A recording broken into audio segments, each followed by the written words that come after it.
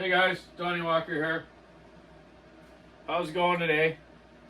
It's still Wednesday. I just did a video earlier on the rebuilding the Tillotson HS carburetor for the 2100. I found a kit for it here and did a video of assembling it completely after it was completely taken apart and showing you how the governor system works in the old 2100s like that. Next project, I just finished a 562 for a fella in, I think in the Lower Mainland. What I call the Lower Mainland, basically Vancouver and the Fraser Valley area. Yeah, Chilliwack he's from. Taz Arisland. Hopefully I said that right, buddy. Anyways, 562 was used. 207 hours on it. No error codes came up on it when I took it apart. Before I took it apart, I should say. But I threw seals in it anyways, just because these saws are notorious for seal problems. I also put a new cylinder gasket in it after I've ported it, and I'm going to block off the decompression plug on top and put a plug in it with a grommet on the top. It needed other normal basic maintenance stuff too. Fuel filter, spark plug, sprocket, you know. That's another thing. People really got to watch the wear of their sprockets. You know, if your chain's getting too slack and getting tight and slack and getting thrown off, a lot of times it's your worn sprocket. So I haven't showed you before, maybe I have, but on a sprocket you have some indicator lines these days from Oregon. And once those are down to that line, you should replace it.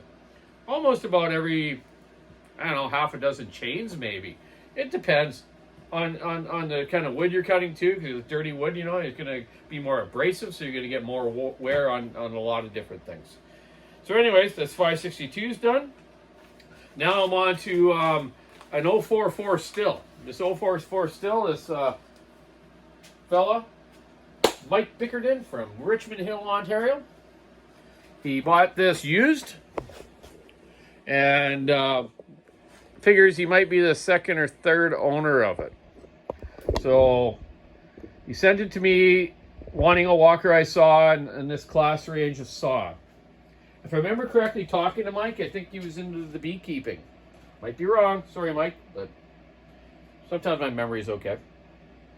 So he thought there was an aftermarket exhaust, which was because someone put a bark box on it, which is fine. Nothing wrong with that, right? But as I took it apart, I thought the cylinder looked a little too new for the saw, and sure enough, it was. It's a aftermarket cylinder. There's no name brand on it at all, so it's like that no name brand shopping store, eh? Anyways, so I said, I really don't want to port this thing, and you know, you really should go back to the OEM. So he asked me, well, Donny, if you think it's capable of putting that kind of money into it with a brand new cylinder from Stihl, you go for it. So I did. I ordered a brand new 044 cylinder, and I'm going to put new seals in the bottom end and go through everything else. The oiler system, the clutch, the fuel system, of course. I'm going to change the spark plug wire that's got some wear to it. And we're just going to take this aftermarket Chinese one that has no name on it. And it's already got some chrome wearing off it. If you ever want to know actually how to test your cylinder, and you want to know if there's chrome, but you take an awl or a pick and you go like this and you can scratch it. You know that's aluminum, right? It's not chrome. So there's a few spots on here that it's wore through already, but it hasn't completely failed. It was still running. You know, the piston's not scored or anything. You know, some carbon on it. So it wasn't used that much. Obviously, since someone put this aftermarket top end on it. But this is what we're going to do with this. Kaplank. And here we go. Nice shiny new Stihl cylinder. Brand new Donny 044 cylinder. Beautiful chrome in it.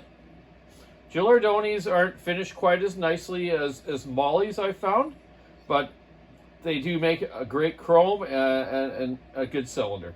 You can see here, if you can, in the exhaust port, there's a few big humps and bumps in that casting, eh? Kind of rough, eh? You know? So I'm going to port that exhaust port to my spec. Clean up the lower transfers some. I open them up. And then work on my intake. They have a nice combustion chamber in these. It's kind of an offset combustion chamber, but they got good compression. I'm going to block the decomp off on this one as well, because I just don't like them in the top of the head like that. Okay, Mike Bickerton, there you go. I'm on this right now. I'm going to take this over to my porting bench and port this out for you. Then I'm going to come back and I'm going to take the clutch off, the flywheel off, put new seals in it. I'm going to go through your fuel system and everything else that has to be done. Probably will pressure vac it as well, just because, in case something else is happening. But yeah, I will be doing that for sure. So anyways, I just wanted to show Mike that I'm on it. I just got the parts in, and I'll be getting it ported out tonight and back together tomorrow. So that you have your saw back for the fall winter cutting out there for you in Richmond Hill, Ontario. I also want to show you a couple things here on chains. This is interesting. I just found this piece of chain, which was really cool. A bunch of years ago, me and my dad were testing 404 Oregon chain, and some engineers came up from Portland, Oregon, where their chain's made. Guelph, Ontario is more where they make bars and other stuff, I believe. I might be wrong, but whatever. Right there in my vise right now, I have a that's a 404 racing chain. Probably it was 58J, I think. 58, yeah, J chain. So I'm just going to show you something here. My dad spends tons of hours on chain. You know, there's the tooth. Been chisel ground. You know how he takes every side strap and everything, cuts it back, thins that raker out, you know, the back of the tooth out, so you get lots of chip clearance, okay? He completely takes it apart and does every part individually. He sits there on his little chair at home on his balcony and just works it, okay? So I'm going to have this on my 592 racing saw next year. This is a Canon bar with a old roller style tip, which is awesome to use. I've never been an expert on grinding chain. I can fix grinders and I know how to grind, but I'm not that great of it. I was in the shop more fixing saws all the time for the fallers and whatnot, and my dad worked on them. I wish I would have learned more on them, but he's forgotten more than will ever learn. So when those engineers were here from Oregon, they said, "Oh, what can I give you or help you with to help in our testing?" I said, "Well, I wouldn't mind some full house 50 gauge 3/8 chain for our racing saws." So this is what they sent me. Check this out. This is fuller house than you think so. Full comp, has a space between the teeth. You look at this. Tooth. Hey? That's like a real healthy hockey player, eh? No teeth missing at all. But it didn't cut very good. It was kind of weird because you think about it, there's no place for the chip to go. You know, it goes right through there and hits that raker, then it's into the next cutter. I don't know why they sent me this. It was just weird. They sent me like a 25-foot roll or something of this stuff. Me and my dad kind of just messed around with it, but it didn't work out. But isn't that unreal? I couldn't believe that. I said, send me some full house 3/8 50 gauge pre-ground. That's what they sent me. I'm like, who the heck uses that? Like, has it ever been used anywhere? Like, why would you build that for me? Like, maybe it was a joke. Okay? Maybe it was a joke. I don't know. But anyways, I just had this piece sitting here, and I was like, wow, I got to show people that. So unique. Bucket did a video today, was very good. I commented to him that he did an excellent job explaining rakers and how rakers work, and with different saw applications. Like his old Pioneer he showed there, they have torque. Old reed valve saws, they have torque, just like older, like the 056 Magnum 2 I showed you guys out cutting the other day. 2100s, stuff like that, okay? They have torque. So you can take the rakers down a little bit more and it'll pull hard, and that's where it likes to run. But a lot of the new saws, like he explained with the 572 auto tune, and a lot of the newer ones, like 462s, 500s, you got to keep the raker up a bit. Like a lot of people think, I'm going to take my rakers down, it's going to cut better because it's not cutting very good. Well, that's totally wrong, man.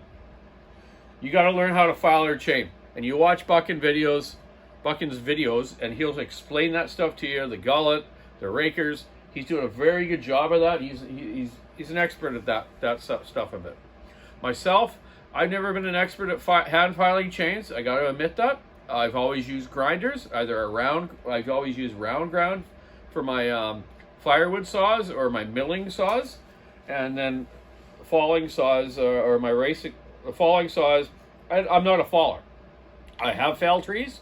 I've been around fallers all my life, but I'm not a faller. There's no way I'm going to come to your house or your property and fall some trees, because I probably won't do it right.